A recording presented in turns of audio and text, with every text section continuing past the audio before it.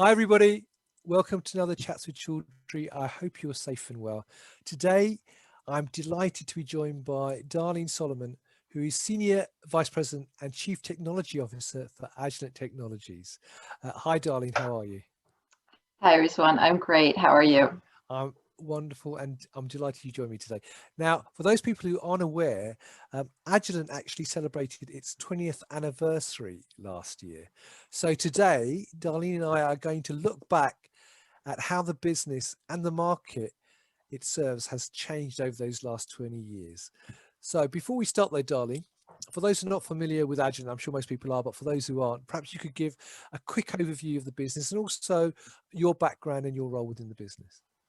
Sure, be glad to respond. So, yeah, Agilent is a life sciences and healthcare company. We provide instrumentation, software, reagents, consumables, and of course, service and support to analytical and clinical laboratories throughout the world. You know, our largest customer segment is the biopharmaceutical industry. It's a major growth focus for us, together with clinical diagnostics. But we're also a leader in the applied chemical markets, and these are areas like environmental, air quality, water safety, food safety, food authenticity, and the chemical and energy industries. Those more applied chemical markets. And then products that help advance research around throughout all of those areas. So those are our market focus for the analytical and clinical labs. And the company, Agilent, we are committed to creating a better future by helping our customers get the trusted answers and insights that will help advance the quality of life. Brilliant. Me, I started with HP Agilent, as we'll talk about some more, Hewlett Packard, as a research scientist. That was right out of grad school. And over the years, with increasing leadership roles and responsibilities, became Agilent CTO back in 2006. And as part of the executive staff, I work very closely with Mike McMullen, our CEO, and Agilent's business leaders to define the company strategy and our R&D priorities. And that includes most directly many of our longer range research investments, our research laboratories, Agilent Research Labs, and our collaborations throughout the world with universities and with startup companies, also an important part of the life science ecosystem. Well, it's such a massive role. I'm glad you spared me a few minutes to talk to me today. Then, so let's start with a really big question straight away. So, how has the market changed in the last 20 years, and how has Agilent as a business adapted to those changes? Yeah, Rizwan, so it's a great question, and it's really been an amazing 20 years, both for the market and for Agilent. Looking to the market, I think it really started with the sequencing of the human genome, and with that, the life sciences industry has really taken off. I often say that 30 or 40 years from now, we're going to look back on today as probably what will be the early years of what will surely be called the century of biology. Right. Most major market and technology waves have been centered up until the last 2 decades in the physical sciences. So electronics, computers, communications, and of course, chemical analysis. But that's changed, and today's waves are centered on life science. That's where understanding and technology are most rapidly changing and advancing. Of course, the physical sciences continue to advance, but it's that rate of change that is really, I think, opening new opportunities. Right. So in the last 20 years, biology has in many ways transitioned from what was, for the most part, a more qualitative science to one that is increasingly quantitative. And that's a change that Agilent has helped enable. And so as I think about the century of biology, I think our first wave is precision medicine. Our ability to understand and treat disease at a molecular level has really taken hold, especially in areas like oncology. And we're on the cusp of that next wave of cellular manufacturing, sometimes called synthetic biology or engineering biology. That's where we're taking our biological understanding beyond the health side of things into utilizing biological cells and reprogramming them for useful and practical purposes.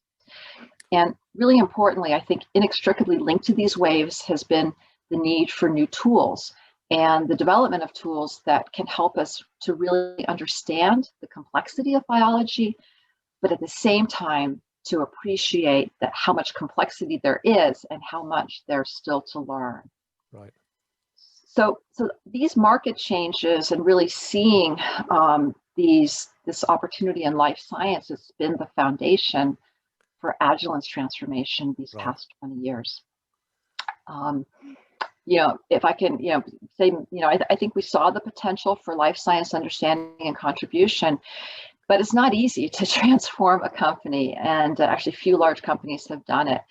But when we spun out from HP in 1999, we were a diversified technology company. That's what we called ourselves. And we were actually primarily serving the semiconductor and electronics industries. The chemical analysis was maybe 10% of the company, and life sciences had barely begun. I mean, it was like a handful of biologists in the research labs. But in that next period was one where we sold off the semiconductor and divested it to reduce cyclicality, focused on measurement, became a electronics and life sciences premier measurement company. And then in that period is really when the transformation, I think, happened, because we made the organic investments, the M&A investments that had gotten us to the point where the company was about 50-50 life sciences electronics. And then it was in 2015, these last 5 years, that we have been a true, pure play market leading life science company that we are today. Right. So obviously, as the company has changed and the market's changed, added value for the customer has become more and more important. So how have you been able to transform the company to meet those demands from the customers?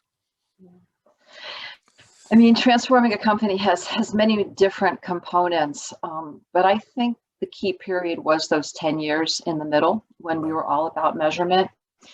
And my passion was to, and continues, is to enable technology synergies. But back then we had world-class capabilities in electronics, but in a maturing market, while we were at the same time trying to build this life sciences business. And so it really was a question of how could we bring together electronics, chemistry, and biology to all work in new ways to create compelling customer value. And so I think that, even since then, but, over the years, I think all of us have come to appreciate that innovation is increasingly at the interface of technical disciplines. And so over that period, just to give an example, was when Agilent launched its first, what we called Agilent Technical Conference. That was back in 2007. Right. It was a conference just like a conference or meeting that any of us would go to, not during the pandemic, but in the old days and in the future. But the idea was, we would have employees in the technical community submit papers, peer review, come together, present poster sessions, and so forth. But it was all internal. And that meant that you could not only talk about what worked, but you could talk about what were your challenges, what didn't work, and you could really bring together the capabilities in a very teamwork-oriented way. And we're about to have our 5th conference coming up next month. That one will be virtual. But in leveraging our values and teamwork at these kinds of events, engineers were, something that really stood out to me was, a lot of these engineers in our company have been always focused on the electronics industry, but people in all disciplines are excited to improve the quality of the human condition. And it was really exciting to see how opportunities came to be in bringing our capabilities from one part of the company into another. And it worked both ways, but for the most part, it was really what we could bring from the electronics industry and our capabilities into creating new capabilities to advance life sciences. And some great products came out of those technology synergies and partnerships. One example was our entry into time-of-flight mass spectrometry. And one of the key enablers of the performance of our time-of-flight mass specs was the analog to digital converter technology, proprietary technology that was enabled over many years by our oscilloscope business within Agilent, but a very different application of that high-speed data acquisition capability. Right. Okay. And looking back, I mean, what do you see as some of the significant milestones of Agilent's journey that have had a major impact on the company? Wow. Well, I'll respond. You know, the first one was surely our decision to move into genomics and DNA microarray technology through our development of inkjet printing to synthesize nucleic acid sequences.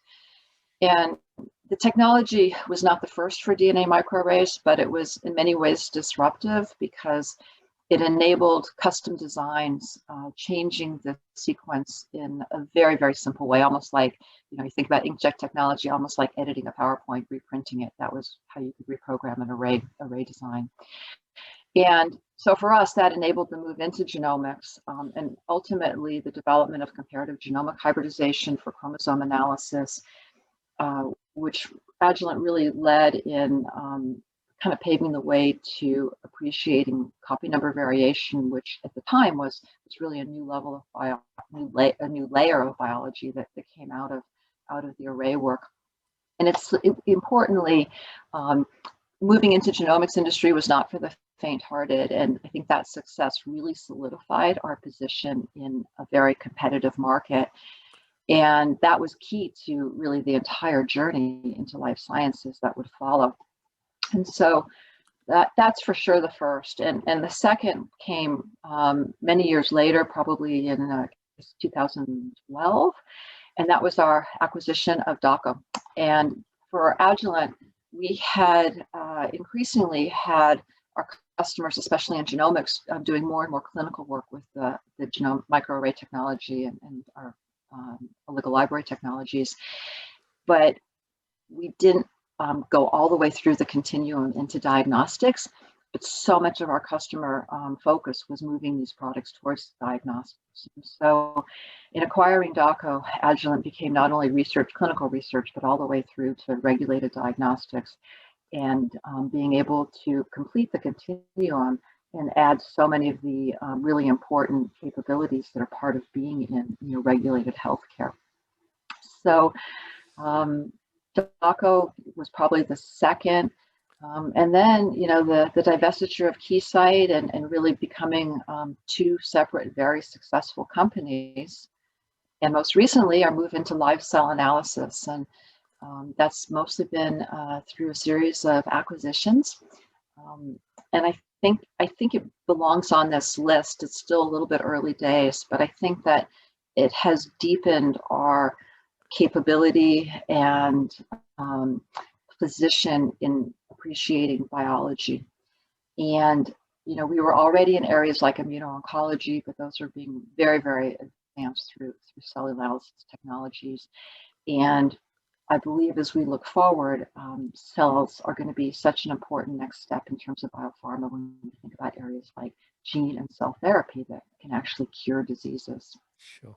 Well, that's really interesting. So I understand that customer experience has always been a driving force for Agilent, and I know that because I've been to lots of your conferences, press conferences, and you always talk about customer experiences and customer service and so on. So, but through all those changes, what would you say has remained at the core of Agilent's success? You're certainly right that the customer focus, customer experience is very central. There's a few other areas as well, though, that have really, I think, remained at the core. First and foremost, outstanding people and teams. Of course, that's true in many companies. I think at Agilent, it's not only the people in terms of their expertise, but also in sustaining the company culture and our values, which has certainly been a key element to our success, this past year through all the different changes with the pandemic. The other driving force would be our priority on investment in technology and innovation. And I think in particular, having been with the company as long as I have, really seeing that commitment sustained, not just in good times, but also through some of the tougher, challenging economic times over those last 2 decades. We invest a larger percentage of revenue back into R&D compared to the average of our peers and competitors. And that includes not only all of the R&D supporting our current products and next generation, but also our continuing investment in Agilent research labs, where we can take a lot more technical risk and time to potentially enable some of the really higher impact, more disruptive technology to advance the industry. And I think maybe just the other piece, the people, the priority on technology. I think that the other is really one of a culture of challenging the status quo and just always asking what we can do better. And I think that leads to an overall company mindset of continuous learning. And that's also really important. I mean, 20 years is a long time. And of course, there's many, many, many more years to follow. We need to keep adapting as the world evolves. And for us, that's been moving into areas like, live cell analysis, CRISPR cell engineering, data science, so important in so many areas today. And one that is becoming, has become really important in Agilent and important to the world is the advancing the sustainability of the laboratory. Great. I mean, and I have to agree, company culture is so important for the success of any company. I mean, because if you have the right values and the right culture, you'll get the right people in, and those people will embody that culture and those values as well. And that spreads all the way through, doesn't it? So it does make such a massive difference. Yeah, exactly. And it's not something you can take for granted, but it's also not something that you can structure and make happen either. It just has to be right. So after the turmoil of last year, 2020, that was, well, and I'm going to ask you. Thankfully, over. Yeah. Well, I'm going to ask you one other question, which we haven't prepared for, but just as an aside, how would you describe 2020 in one word? Because I've been asking this question to a lot of leaders I've been interviewing. So how would you describe it in one word, 2020? I'm going to say transformational.